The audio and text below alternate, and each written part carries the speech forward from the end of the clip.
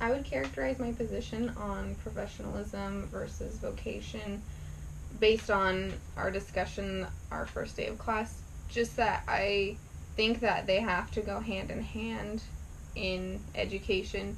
You can't just be a professional in education, because there will be many times where you have to actually ask the child about their student about their life, or they're going to ask you about your life, and that's not technically professional to talk about personal situations. But I think in teaching, it's imperative to sometimes break down that professional barrier with students if they're struggling with something and you can relate to them or help them in some way. And I think that you need to be as professional as possible in a school setting, but you can't be in a school setting and be successful unless you are passionate about education and passionate about students and want to be an advocate for all students and are willing to go that extra mile.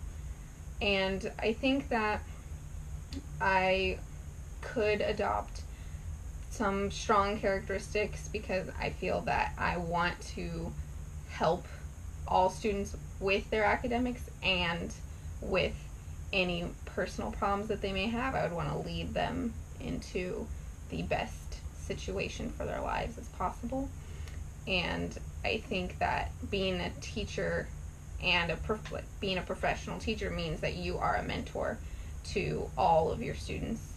And I think that is a key element of being a teacher, is knowing that they're watching you and they're looking to you as an example. And I think the more we develop as professionals, the more passionate we will become.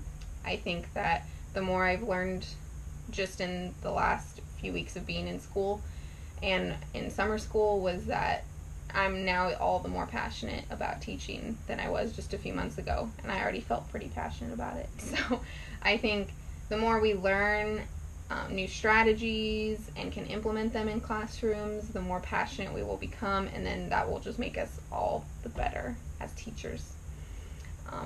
So using this GoPro app didn't really work out the way that I expected, because I thought I would be able to just go in and edit it, but that's not the case. Like, you have to have your own GoPro, and luckily my husband Zach had one, but I don't think you should use this app unless you have a GoPro, because you won't be able to do anything at all unless you have a GoPro.